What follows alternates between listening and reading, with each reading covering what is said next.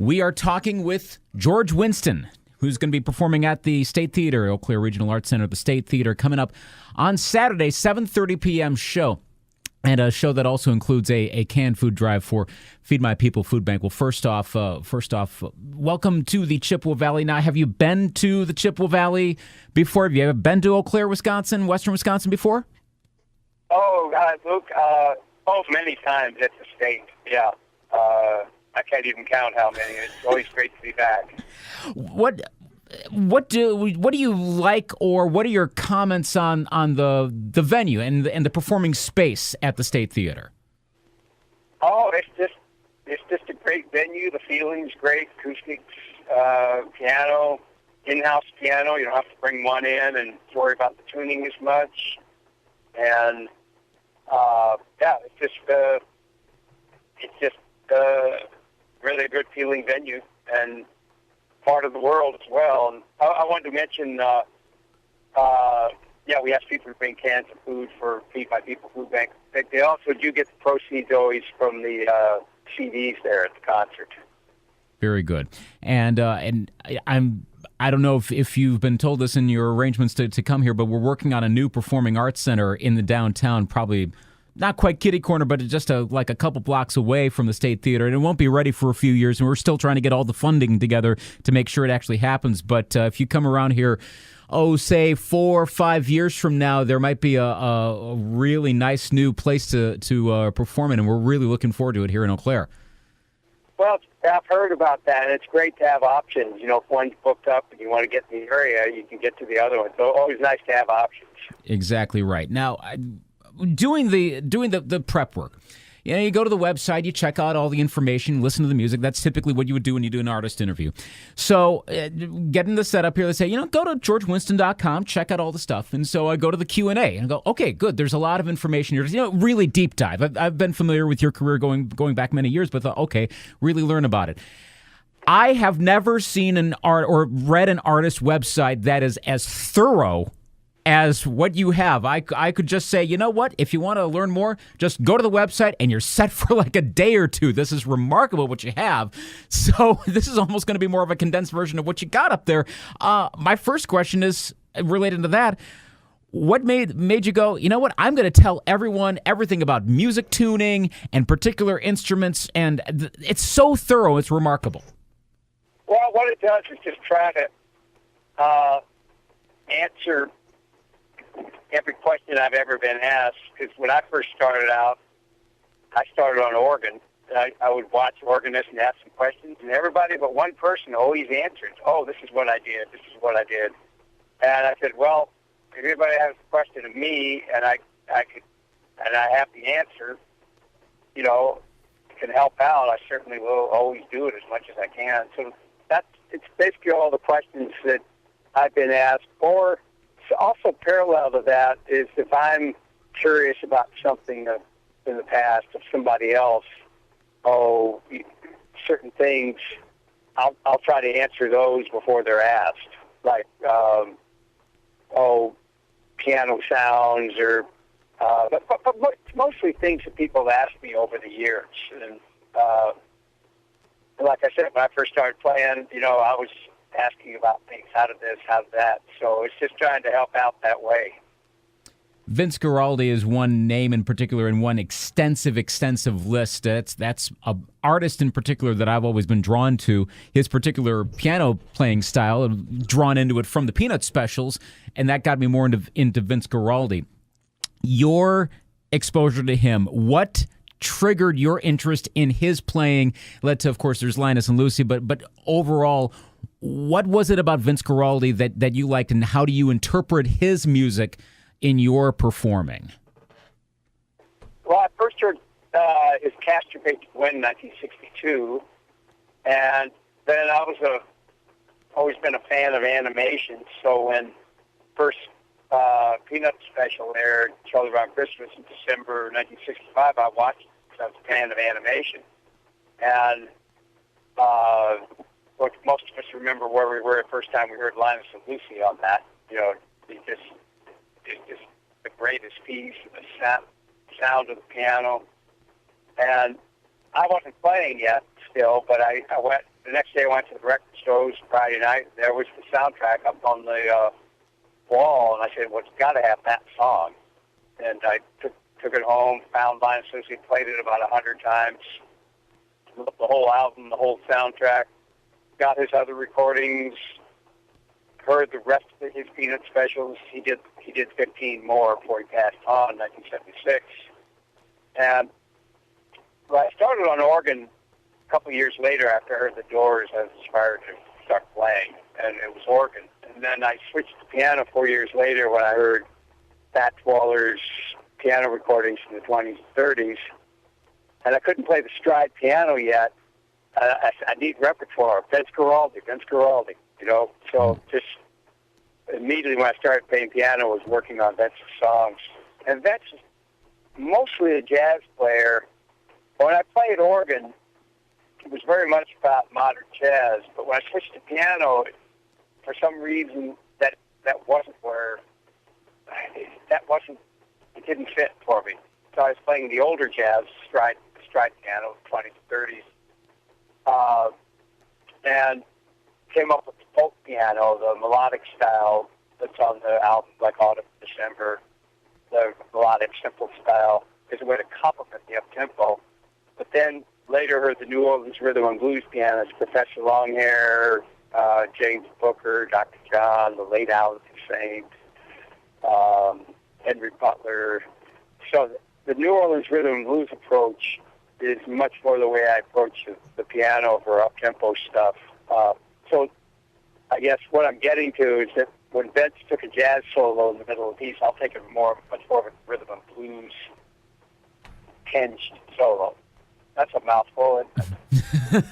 And it's descriptive, and you mentioned Professor Longhair, and the New Orleans piano background is something obviously has clearly influenced you. Again, if someone listening right now wants to deep dive even further, go to the Q&A, and there's plenty of background on exactly what the particular ones. There's Professor Longhair and more. Let's start right there. The thing that jumped out to me as I was reading all of his influences on your career is that 2-year period. Said you quit in 77, and then he was the reason you got back into playing in 79, and this is just before your, for lack of a better term, the kind of popular career began to kick in. What was it that made you quit playing piano, and what was it about Professor Longhair that got you back into playing piano? Well, I couldn't be Fats Waller, so I realized that hardly anyone else ever could either. I didn't realize that until much later. That I just couldn't get that. I do at times, but I still don't consistently. But then again, hardly anyone else ever does or did either. Get that thing that he has, that I can't describe it. So I got very easy to quit. Enough already, as they say on the East Coast. And 2 years later, I heard Professor Longhair's recordings, and that's so beautiful. I want to try to do that. Now, I'm glad I didn't know it was going to take 35 years. But in 2014, I finally came to terms with what to do with Professor Longhair's music and his way of playing, how I want to personally incorporate it. And, every New Orleans pianist has and does go through that. It just takes me a lot longer than anybody I know to do anything. So, but every New Orleans, James Booker went through it, Henry Butler went through it, Dr. John went through it, Alan Toussaint went through it. Everybody, you kind of go through, what do I do with this? And so I finally, it took. I'm glad I didn't know it was going to take 35 years. The future sometimes. Mm-hmm. It might be a little hard to take. I just kept working on it. And I love his music so much, I want to do something with it. And James Booker from New Orleans, his way of playing is really the main way I think of the piano. And that only took 6 years to come to terms, but that's because I'm a James Booker player. That's just my temperament. And I'm not really a Professor Longhair player. Actually, I'll play the James Booker kind of left hand with the Professor Longhair right hand very often, for example. Mm-hmm. So, everybody kind of comes. It's like learning to walk. Everybody kind of comes to terms with their music. Who are they? you're not your influences as much as you'd like to be them sometimes when you're first starting. And it's just coming to terms. It takes as long as it takes. Mentioning James Booker, and it funny thing is, I just really learned about him just a matter of weeks ago. I was listening to a Harry Connick Jr. album, Star Turtle, just happened to pop it into my CD player the other day, and was looking up the background of Hear Me in the Harmony. And what's that about? James Booker. And okay, a little bit more about it. Coincidentally, then this interview comes up. Booker died of a broken heart on that album. What was that? He had the song "Booker Died of a Broken Heart" on that album, I think. Right. Yeah. And that it speaks to that influence on, Harry Connick Jr., so many others, you, for example, and that the album you cite as Junko Partner, and how you mention that's where you learn more from that album than any other.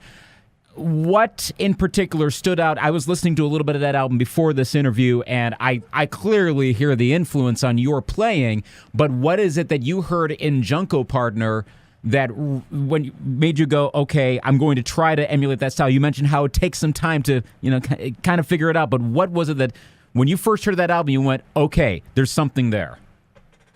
Well, 30 seconds I said, that's the way to play the piano. Of course, I'd said that with Fats Waller, too. Mm-hmm. Said it was a fresh longer, but this time it was really true. That's the way to play the piano. That's what I was going toward, but really, really slow. Just the way he does things with his left hand. Every song on that record, I either use principals from or play the song. But it was like a textbook for me. Everything else of his, many, many live recordings, just hundreds of hours, and all wonderful. But that particular album, that was a great 2 days of his life. It was... It's just everything about it. Talking with George Winston before your concert on December 19th, State Theater in Eau Claire, on the topic of New Orleans pianists, Allen Toussaint, obviously a big name. He passed away recently. Evaluate what he brought in particular. What was his unique contribution to New Orleans piano and the piano scene in general, and influences on your career? He influenced everybody with his songwriting. There's so many songs he wrote that other people made popular. And he had his wonderful own take on Professor Longhair, and just as an arranger, composer, pianist, vocalist, just everything about it. Producer. He started producing in the 50s, and it was a big inspiration for Dr. John, about his same age, and it'd be impossible to describe how much of an influence he's had in New Orleans and outside of New Orleans. More his songs outside of New Orleans. There's just so many songs that you would go, wow, he wrote that, he wrote that, he wrote that, and he was writing them all the way up till he passed on. He was a dear friend of mine, and I was very surprised he wasn't sick or anything. Big shock to New Orleans, everyone. Exactly. Moving into your career and the albums that you started to release, getting into the 1980s, kind of the seasonal albums. December is one of the big sellers in more of a commercial sense, but your basic inspiration, I reading up on you, you're talking about nature, and in that word kept coming back to me. How even more seasons. Yeah, seasonal too. Yeah, growing up in eastern Montana, the seasons were very extreme, like I'm sure many people there can relate to. And I just thought of everything in terms of that. If I like a song, I always think of it as a season song. If Vince Guaraldi song, a song by anyone, song I put together, I just think of music in that way. Kind of like thinking in English, if you grew up here and you're thinking verbally, kind of like thinking in English, like thinking in seasons. And that came out with the autumn record, 1980, winter and spring in December, both in 82, summer in 1991. And then the other albums, the songs are still all seasonal, but the overall, I just see what the overall theme is. Actually, music is something that I notice, like the weather. You know, if it's snowing, you react, you do something. If it's hot, you do something. If it's raining, you do something. So it's like I notice what it is, and then I got to put the work in and I get it together. You know, being able to play the tunes. So it's something that I more notice what's going on and then do it, or endeavor to do it anyway. That's good. I was going to say, do you find yourself sitting at the piano and observing, and that's how it strikes you, or where does the spark to make the interpretation, to actually sit down at the piano? Does that come where you're walking outside, or you're just kind of looking and suddenly it strikes you? How does that creative process work? It's almost always at the piano, and it may be a scene, a vision, or something I'd seen that day or from the past, or it's not predictable. It's like the weather again. It's not. Sometimes something will happen. I'll put a tune together by accident. You know, wow, look, these fragments kind of go together, and maybe it'll stay around. Or a song will.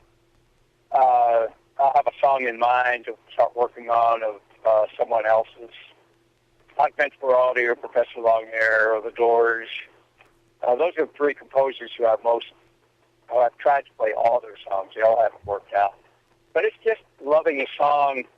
If I like a song, that's what I do, is I try to play it. And if they all don't work out, then the song becomes an inspiration. Yeah, it doesn't quite work as a solo piano piece. In fact, very few pieces that I've ever played have been solo piano pieces.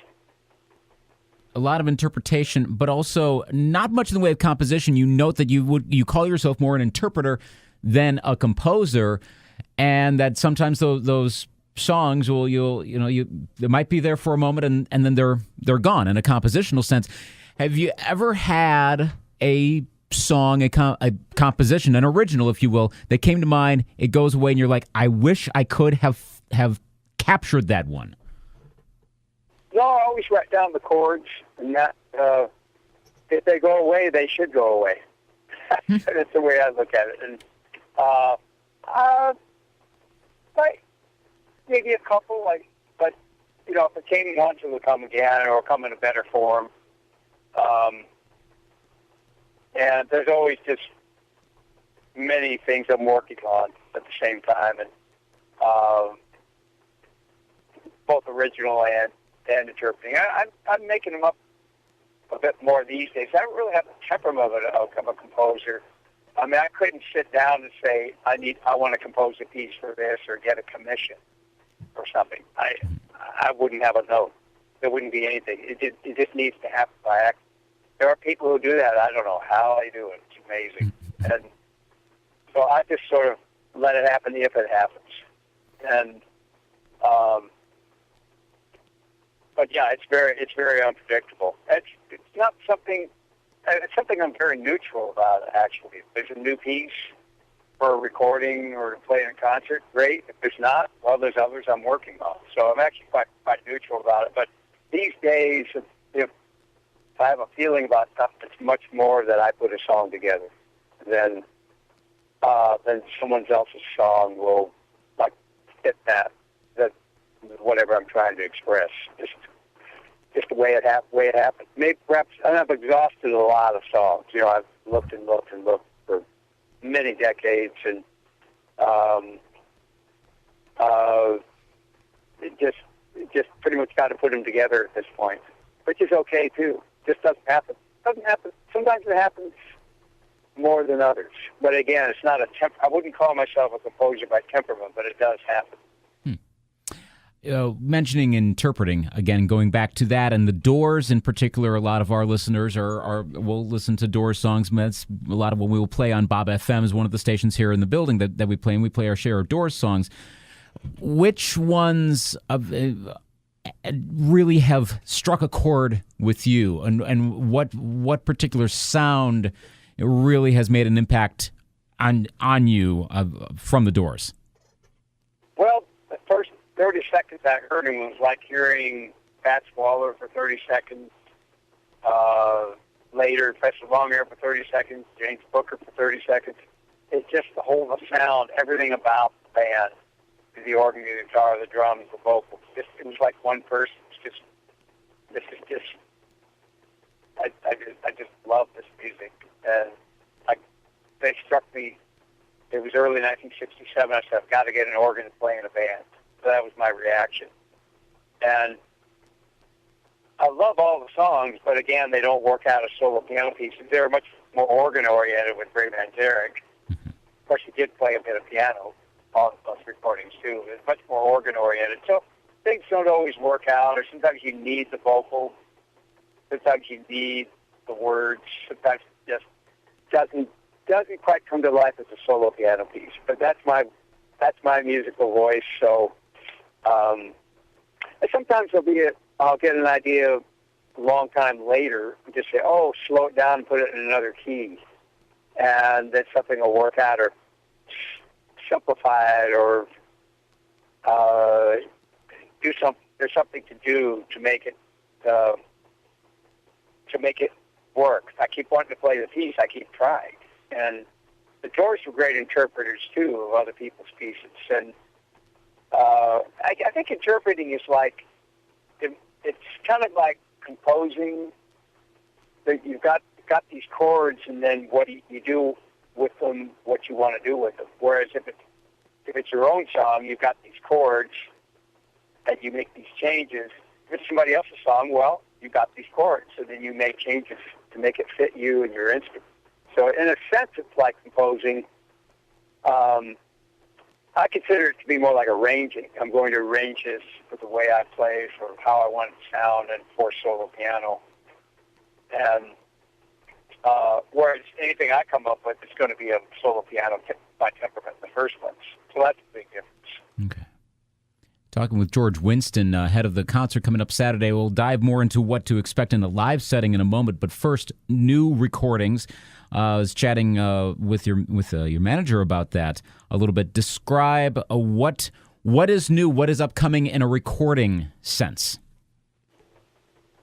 I'm working on a bunch at the same time. Next should be one called Spring Carousel. That should be out in 2016. Everything's recorded. I just got to see, does it coalesce into an album? You've got a bunch of these droplets. Do they coalesce into a cloud, or do they not? And I've also got everything recorded for a third volume of Vince Guaraldi's pieces. Wow. So that'll be out at some point. And working on volume 2 for the Doors, and Professor Longhair pieces, various other things. So I'm in the studio every day. I'm not touring. And do you do any mobile recording at all? Do you record while on the road at all, or do you keep it all at one particular, like, kind of home-based studio? Once in a while, I'm in the Bay Area. A friend of mine's got some great recording gear. So I record shows here and there. I figure when I'm not around anymore, we'll put out a double CD winter show and a double CD summer show. Let the robots do it. So when I'm not here, it'll be like first set, second set, like how I do it. By the way, this time will be the winter show, which I regard as fall and winter songs playing this time. I try to alternate each time I play someplace. The other one's the summer show, which is what I regard as spring and summertime songs. Okay. Now, in terms... So the show will have some of the folk piano from the recordings, Autumn and December, the melodic folk piano, some of Vince Guaraldi's Peanuts pieces, some stride piano, some of the New Orleans R&B influenced things, some new things that aren't on record. Kind of just where I'm coming from musically right now, but definitely with a fall and winter overall theme. Everything I do has a theme, whether it's a very broad theme like a concert, or a narrow theme like the Autumn record, or the record on Forest, or the record on Plains. It's just kind of how I see it. Like I want the whole thing that I'm doing to kind of be related to everything else with it. I think because the the way the Doors first album struck me is like, this is 11 great chapters of one long song. And the Vince Guaraldi's Charlie Brown Christmas soundtrack, wow, here's 11 great chapters of one long song. I said, that's how to do records. For me, anyway. Interesting perspective. On your live show, will there be any of your guitar work, any of the slack gate guitar in particular, any harmonica? Are we going to see that, or is it more all piano? Oh, there's usually a couple guitar pieces and one harmonica piece, just to break up the piano sound. My overall temperament of music is as a solo instrumentalist, and using the piano, guitar, and harmonica to play songs that I want to play. So it's mainly a piano concert, but you would really say it's a solo instrumental concert. Good. What would you say, try to put this into words here, in terms of the instrument, and I'm mainly referring to the piano here, what is maybe the most unexpected characteristic about the piano that you didn't necessarily know going into playing it? I know when you played it, early on in your life, you said you didn't, the lessons a little bit, not so much. You went to organ, eventually came back to piano. But what's maybe the most unexpectedly rewarding aspect of the piano? The thing I didn't expect, I had a few lessons when I was 6. I wasn't interested at all. And then 18, I started on organ. But the piano, other than the stride piano, the power, you could play the bass and rhythm and improvisation simultaneously. What I really loved also was the sustain, the ring out. I said, I love the sustain more than organ, strings, synthesizer, anything. That sustain is my favorite sustain sound. It's a sound that slowly goes away from you. And in a way, you could say it's like a string section of the piano, but I use it like that. I use it like, I want to have these chords, but I also want to have the sustain and the ring out around the chords. So that very, very much is why I play the piano. I didn't expect that going in. It's something I found. And I said, this is what people have all kinds of machines to do. The piano just has. Of course, the piano is a machine in a way. It's a machine that's like a bicycle, more than a car. But you are playing something that's doing, 40 or 50 things, and then the note strikes real quick. This is true. Like on a bicycle, I'm doing it all. It's all coming from me doing it. And whereas on a guitar, your hands are right on the notes, so it's a more intimate kind of thing. Or of course, on a harmonica or a wind instrument, or a bowed instrument, plucked instrument like the guitar or the harp, it's much more intimate. Whereas piano, percussion instrument, and drums, percussion, you are striking. You're touching, but you're striking. It's hard for me to get the piano to be expressive and intimate. It's like a wrestling match. But you keep trying, you get some of it. But you can't make it vibrate. You can't do all these things you can do on a guitar or somebody sings. But and all instruments have their limitations. And they all have their strengths. And you try to exceed those limitations, and sometimes it works, sometimes it doesn't. And sometimes I'll be playing a piece, and I go, this is really a guitar piece. I really want to play this piece, but it's not a piece to be on piano. So I'm glad I got the piano, guitar, and harmonica. Yeah. Also, sometimes I play and there's no piano available, then I could do a solo guitar concert, solo harmonica concert as well. So it's nice to not be dependent on a piano. And you have to go to a piano, too. You don't have to go to a guitar. The guitar goes with you. Or the harmonica even more goes with you. So I like the guitar and the harmonica portability of it, as well as the sound. And that you can play them by yourself and accompany yourself.